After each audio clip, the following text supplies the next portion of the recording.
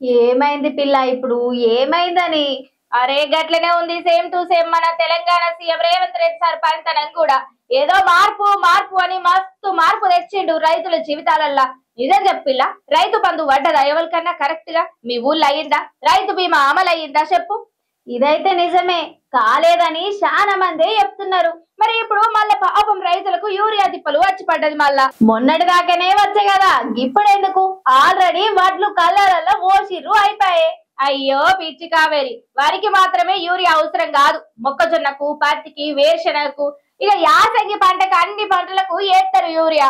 చూడు, కావాలంటే వాళ్ళ గోస ఒక్క బస్తా అంటే ఒక్క బస్తా యూరియా కోసం ఎట్లా తన్లాట పడుతున్నారో చూడు వాళ్ళ గోసలు. తరాలు మారినా తలరాతలు మారలేదన్నట్టు సీజన్లు మారినా యూరియా కొరత అయితే మారనే లేదుల్లా.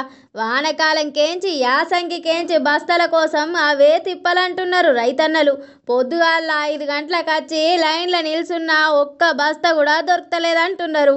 పెద్ద పెద్ద లైన్లు, తొక్కిసలాటలు, పోలీసులతోని లాఠీ దెబ్బలు, ఆఫీసులతోటి మాటలు పడుడు, ఒక్క బస్తా కోసం ఎగవడుడు, ఇదే తెలంగాణ అంతటా గడవడుతున్న రైతుల గోసలు. జనగామ జిల్లా పాలకుర్తి మండల కేంద్రంలోని ఆగ్రోస్ ముందు యూరియా గురించి ఉదయం 5 గంటల నుంచి బారులు తీరిర్రు రైతన్నలు. అడ్డదారుల యూరియా బస్తాలు అమ్ముకుంటుండ్రని ఉదయం నుంచి లైన్ల నిలిచున్నా కూడా ఒక్క బస్తా కూడా ఇస్తలేరని ఆవేదన వ్యక్తం చేస్తున్నారు రైతన్నలంతా.